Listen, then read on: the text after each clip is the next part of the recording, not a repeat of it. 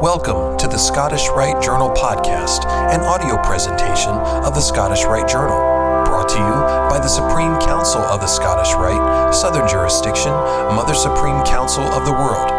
This week's article is Jesus, Carpenter, Mason, or General Craftsman by Robert E. Aldridge and comes from the March-April 2022 issue of the Scottish Rite Journal. In Christ in the House of His Parents, the pre-Raphaelite painting of Sir John Everett Millais that accompanies this article, young Jesus is shown in the carpenter's workshop, attended by Mary and Joseph. A slight accident has resulted in a wound to his left hand, and blood drops on his right hand and left foot, preconfiguring the wounds of the crucifixion. The carpenter's triangle on the wall behind and above Jesus' head represents the Trinity, and the boy carrying water suggests John the Baptist, with the flock of sheep outside the open door, foreshadowing Jesus' future followers. Yet were Jesus and his earthly father carpenters by profession, as has been long held, or something more akin to operative masons? The following article undergoes a linguistic and historical investigation of this question. In most modern Bible translations, Mark chapter 6, verse 3 states that Jesus was a carpenter, i.e. a woodworker.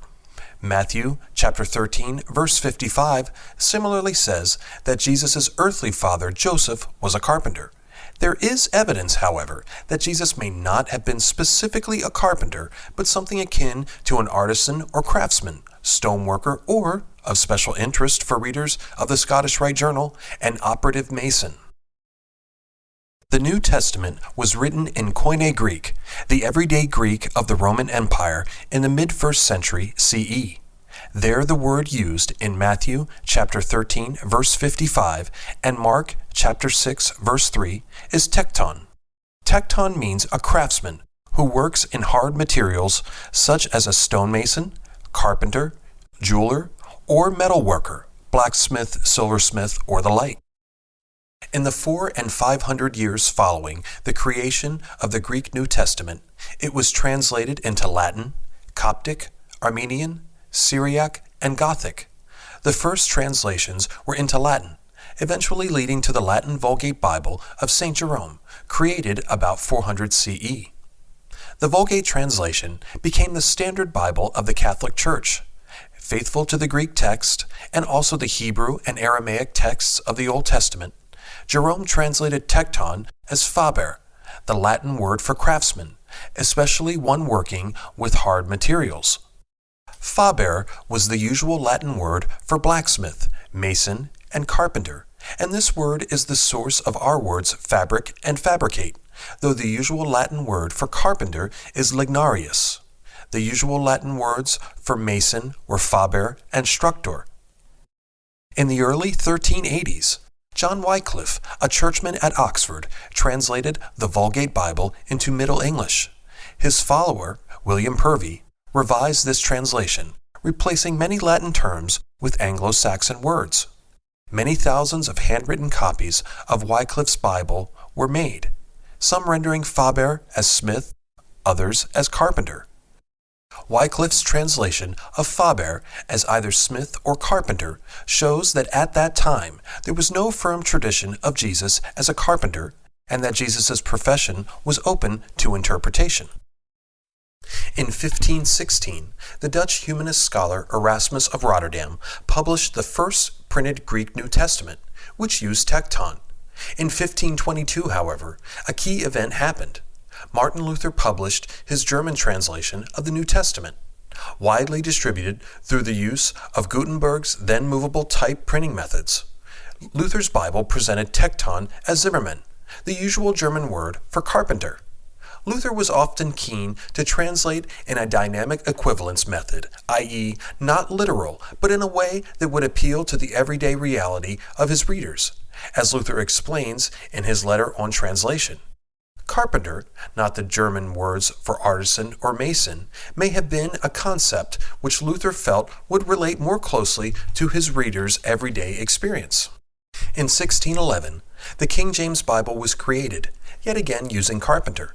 This translation, sometimes called the Authorized Version, became the standard Bible for most of the English-speaking world until at least the mid-20th century. Thus, the tradition that the profession of Jesus and Joseph was that of Carpenter may only extend back some 500 years. Now let us examine the possibility that Joseph and Jesus were stonemasons. Sometime after Jesus' birth in Bethlehem in Judea, Joseph took the family back to Nazareth in Galilee, likely Joseph's hometown. Nazareth was some 4 miles southeast of Sepphoris, a large town which was the capital of Galilee at the time. After Herod the Great's son, Herod Antipas, became tetrarch, governor of Galilee and Perea in 4 BCE, he made Sepphoris his capital. Herod Antipas began an ambitious building program that fortified Sepphoris and made it the ornament of Galilee. He built a Roman amphitheater at Sepphoris, a colonnaded street in the center of town, and public buildings and baths. Later, he built a Roman-style road linking Sepphoris with the Roman military camp Legio and continuing 50 miles to Sebast, a city previously called Samaria, halfway to Jerusalem. Roman roads were made of stone and were very well constructed. In 20 CE, Herod Antipas founded his capital city Tiberias on the western shore of the Sea of Galilee, about 20 miles northeast of Nazareth. Named after the Roman Emperor Tiberius and known for its hot springs, it was also the largest construction project in early 1st century Palestine.